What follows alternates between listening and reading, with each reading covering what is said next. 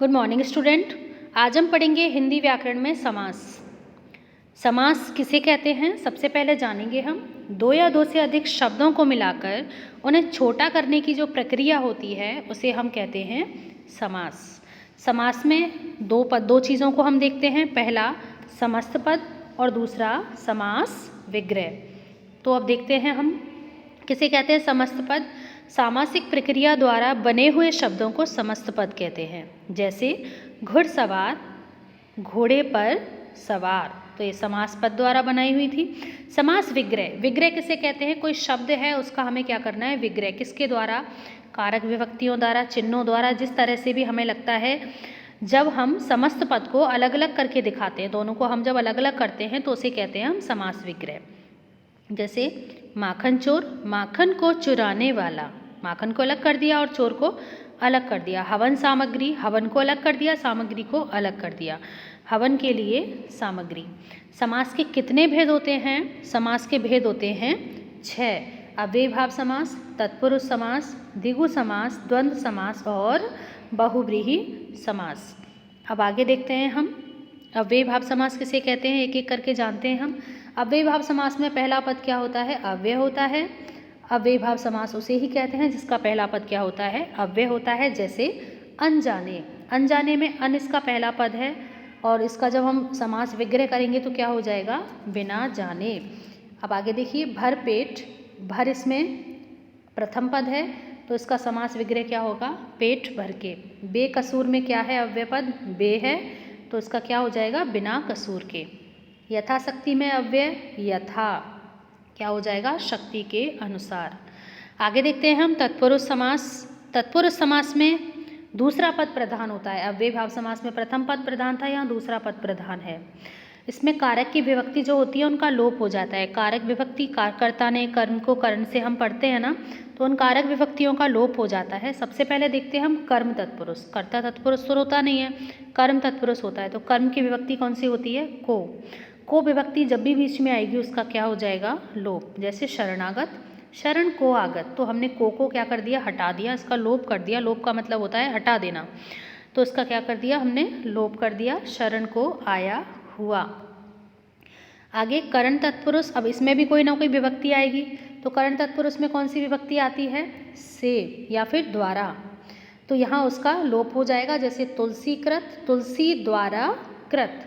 मुँह से मांगा हुआ, क्या होता है? मुँह मांगा, मुँह से मांगा हुआ।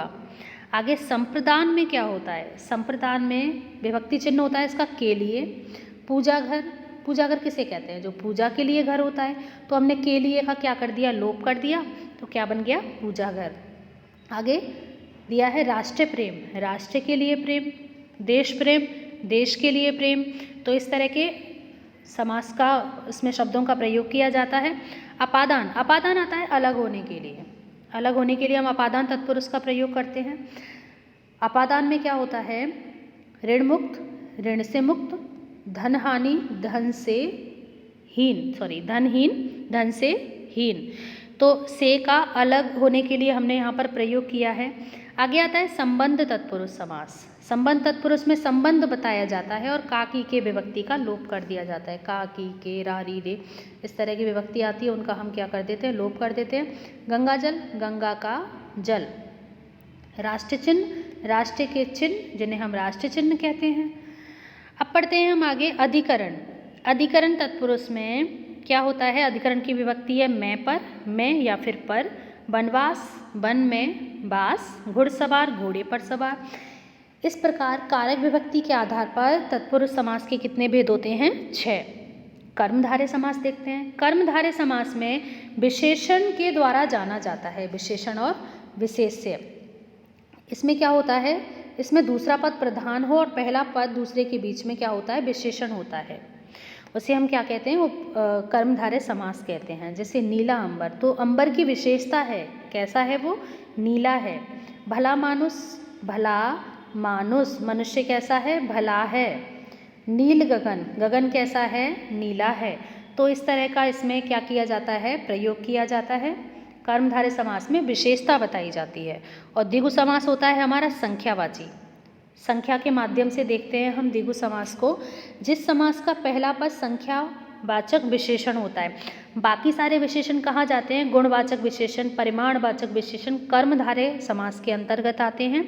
और द्विगु समास में एकमात्र बचता है संख्यावाचक विशेषण, जिसका प्रयोग किया जाता है। इसमें पहला पद जो होता है वो संख्यावाची होता है। जैसे पंचवटी, पंचवटी किसे कहते हैं? जब 5 वटों का समूह होता है उसे हम कहते हैं पंचवटी। सप्ताह 7 दिनों का समूह, 7 दिनों का जो समूह होता है उसे हम क्या कहते हैं? सप्ताह कहते हैं। अब ये जो 5 है और ये 7 है, ये क्या है? संख्या है ना। तो द्विगु समास क्या होता है हमारा? संख्यावाची होता है। संख्या का प्रयोग किया जाता है इसमें प्रथम पद में। द्वंद्व समास, द्वंद्व समास में दोनों ही पद प्रधान होते हैं। समस्त पद में संयोजक चिन्ह लगा होता है, जैसे योजक चिन्ह लगा हुआ है आप देख पा रहे हो। इसका विग्रह करने पर योजक चिन्ह को हटाकर और, तथा, अथवा, आदि इस तरह के समुच्चय बोधक शब्द हम लगा देते हैं। जैसे लाभ हानि, लाभ या हानि। सुख दुख, सुख और दुख। माता पिता, माता और पिता। अब देखते हैं बहुब्रीहि समास। इस समास में ना तो प्रथम पद प्रधान होता है और ना ही द्वितीय पद प्रधान होता है, कोई अन्य पद ही प्रधान होता है, वहाँ बहुब्रीहि समास होता है। जैसे विषधर, विष को धारण करने वाला कौन होता है? सांप होता है। विष को धारण करने वाला कौन होता है? सांप होता है। तो ना तो यहाँ विष प्रधान था, ना ही धर प्रधान था। क्या प्रधान था? सांप प्रधान था। तो यहाँ कौन सा हो गया समास? बहुब्रीहि समास हो गया।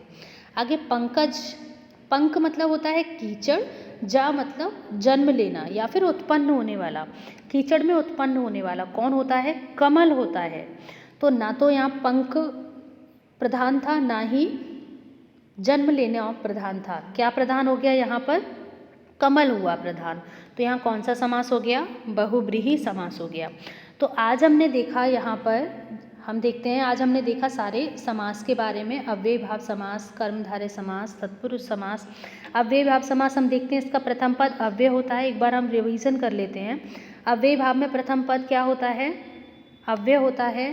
तत्पुरुष समास में कारक चिन्हों का प्रयोग किया जाता है। द्विगु समास में पहला पद संख्यावाची होता है। द्वंद्व समास में योजक चिन्ह का प्रयोग किया जाता है, दोनों ही पद समान होते हैं। कर्मधारय समास में विशेषता बताई जाती है। और बहुब्रीहि समास में ना तो प्रथम पद प्रधान होता है, ना ही द्वितीय पद प्रधान होता है, कोई अन्य पद ही प्रधान होता है, वहाँ होता है बहुब्रीहि समास। तो आज के लिए हमने पढ़े समास।